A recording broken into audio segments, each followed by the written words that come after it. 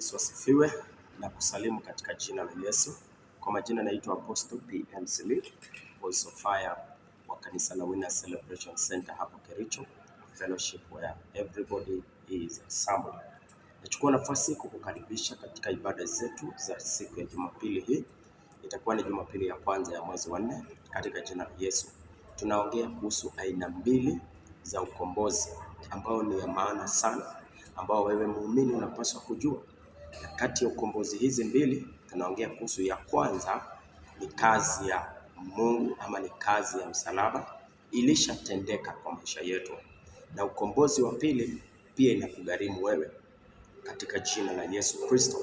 Na ni vizuri kwa wewe kujua. So Jumapili hii nitakuwa nikiongea kuhusu ukombozi wa kwanza ambao kila Mkristo anapaswa kujua kuhusu ukombozi. Na tutakuwa tukiangalia mambo mawili ya maana sana ambao tumeokolewa kwayo. Ukombozi wa kwanza ambao ni kazi ya Kristo ambaye alifanya kwa ajili ya kutukomboa kulingana na Wakolosai 1:13. Biblia inasema kwamba naye alitukomboa katika nguvu za giza. Ukombozi wa kwanza, tulikombolewa kutoka kwa vitu viwili. Jambo la kwanza, ukombozi kutokana na nguvu ya giza, na ya pili, ukombozi kutokana na nguvu ya dhambi. Sasa inamaanisha ya kwamba giza haina nguvu kwetu tena na dhambi haina nguvu kwetu tena. Sikuje Jumapili tukaweze kupokea ujumbe huu.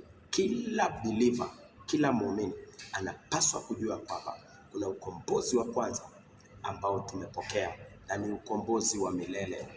Kanisa la Winners Celebration Center linapatikana Kericho Town, nyuma ya Shivelen Supermarket, kwa uwanja wa Sweat Driving School. Kija pale utatupata, na Mungu akubariki sana kwa jina la Yesu.